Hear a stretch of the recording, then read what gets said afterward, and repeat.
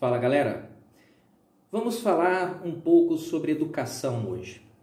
Os países desenvolvidos, eles investem anualmente cerca de 8.200 dólares por cada estudante do ensino fundamental e mais ou menos 9.200 dólares por cada estudante no ensino médio. No Brasil, a gente investe anualmente mais ou menos 3.800 dólares por cada estudante no ensino fundamental ou no médio. Isso é mais ou menos metade do valor que os países desenvolvidos investem. Entretanto, no nível universitário, os países desenvolvidos investem anualmente mais ou menos 14 mil dólares por estudante. E no Brasil é mais ou menos esse mesmo valor, 13.900 alguma coisinha, 14 mil dólares por estudante por ano. Ou seja, a gente investe por estudante universitário mais ou menos o mesmo que muitos países desenvolvidos investem. Nossas universidades consomem um dinheiro imenso, consomem um dinheiro de nível de primeiro mundo.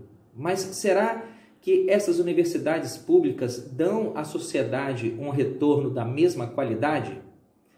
A academia, o ambiente universitário brasileiro, ele vem aumentando consideravelmente o volume de produção científica nos últimos anos. Em 1998, a gente tinha publicado mais ou menos 10 mil artigos. Em 2014, a gente estava publicando 65 mil artigos por ano. Esse volume de produção científica colocou o Brasil na 13ª posição mundial entre os países que mais publicam artigos científicos no mundo. Porém, no mundo da ciência, não é suficiente só você publicar um trabalho. Esse trabalho deve ser considerado importante por outros centros de pesquisa. Artigos importantes, eles acabam sendo citados por outros pesquisadores e outros centros de pesquisa. Quanto mais um artigo é citado, maior é o Citations per Paper, ou CPP dele. Quanto maior o CPP, mais relevante esse artigo é do ponto de vista científico. Então, considera aí que o governo brasileiro investe 14 mil dólares por cada estudante universitário por ano. Portugal, com quem a gente compartilha praticamente a mesma língua, investe anualmente 10 mil dólares por estudante universitário.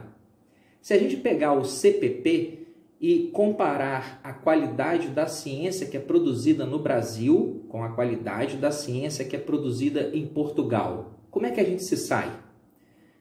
Utilizando alguns dados coletados pelo excepcional professor Marcelo Hermes Lima, foi possível comparar a produção de áreas universitárias como ciências sociais, administração, economia, história, direito, educação e entre outras.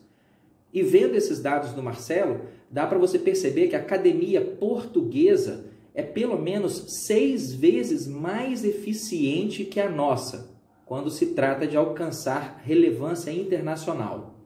Vale registrar aí que Portugal tem uma população 20 vezes menor que a população brasileira e ele investe em cada aluno universitário 30% a menos do que nós.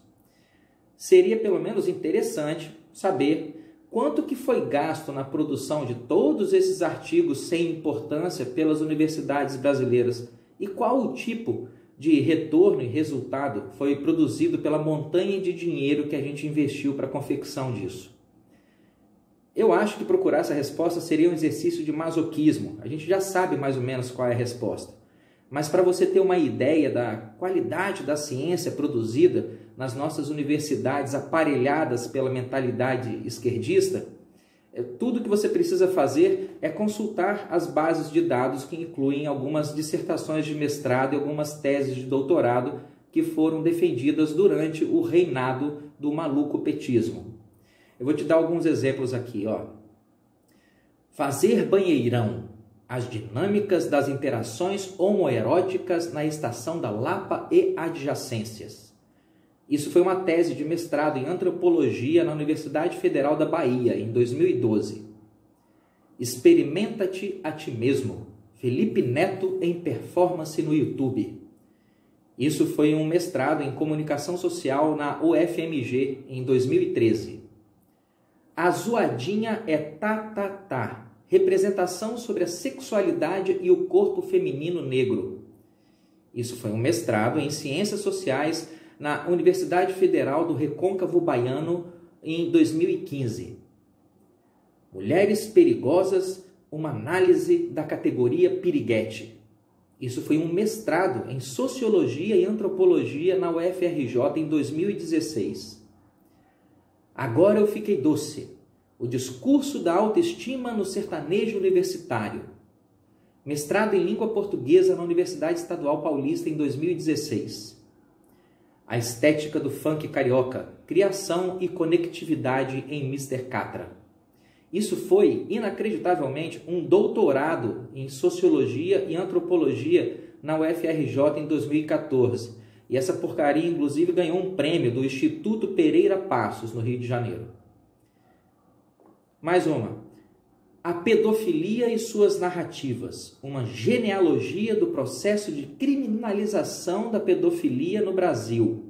Isso foi um doutorado em Sociologia na USP em 2015. E essa dissertação de doutorado, ela merece até uma citação para que você tenha uma ideia exata do tamanho da merda sobre a qual eu estou te falando. Olha só, abre aspas. Por tudo que foi visto nessa tese, não é possível afirmar que a pedofilia seja, em sua totalidade, sinônimo de violência sexual contra a criança, embora os termos sejam usados de modo indiscriminado e intercambiável em quase todos os domínios do saber. Não é possível afirmar que a pedofilia seja sinônimo de violência sexual. O autor dessa obra-prima de empatia humana foi o cientista Herbert Rodrigues.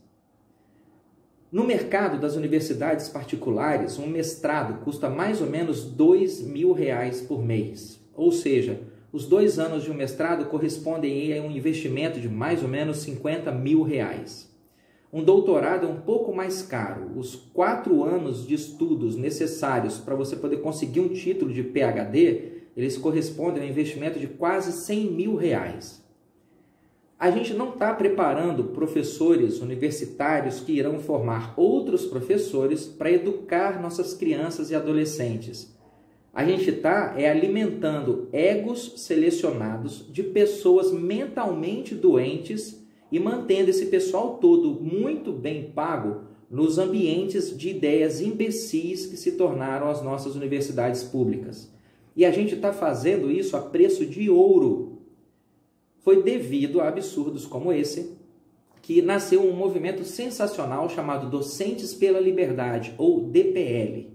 O DPL foi criado em julho de 2019 por iniciativa do professor Marcelo Hermes Lima, que eu citei antes aqui no vídeo.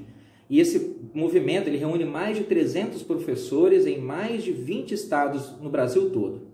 Dia desses, eu tive a honra de participar de uma ótima conversa no grupo de debates do DPL. E eu percebi que o movimento tem algumas linhas bem práticas sobre como deverá ser a atuação do DPL nos próximos anos.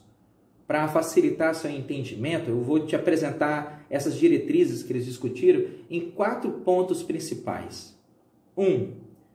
Revisão da grade curricular, enfatizando a demanda do mercado, o autopertencimento e a prosperidade dos indivíduos.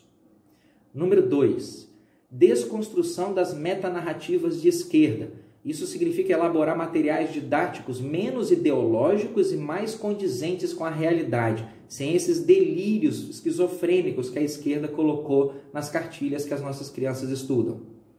Número 3. Ampliação das vias de financiamento privado para pesquisa e desenvolvimento no âmbito da academia. Tem que vir dinheiro da iniciativa privada. Tem gente por aí, empresários bons, bem intencionados, que querem investir em pesquisas que vão ter repercussão positiva para a sociedade, mas eles não conseguem atingir a universidade por causa da burocracia envolvida para financiar essas pesquisas. E 4, reaproximação da academia das universidades com as reais necessidades nacionais. As universidades não existem para parasitar os pagadores de impostos. As universidades existem para servir à sociedade. E quando você vê a porcaria que se tornaram as nossas universidades públicas, o desânimo é instantâneo e absoluto. Mas, quando você percebe a iniciativa de pessoas como os patriotas do Docentes pela Liberdade, bom, aí a esperança retorna. E eu me sinto muito feliz por saber que algo como o movimento dos Docentes pela Liberdade existe e que esse movimento vem ganhando cada vez mais espaço e mais importância no nosso cenário. Quem sabe, de repente, daqui a uns 8 anos, se o DPL e o conservadorismo vencerem a guerra cultural que está em andamento no Brasil, quem sabe a gente tenha finalmente universidades produtoras de excelência, ao invés dessas universidades produtoras de excrementos que a gente tem por aí. A batalha segue em frente e ela vai ser difícil, mas ela não é impossível. Um abraço, gente boa, e até a próxima.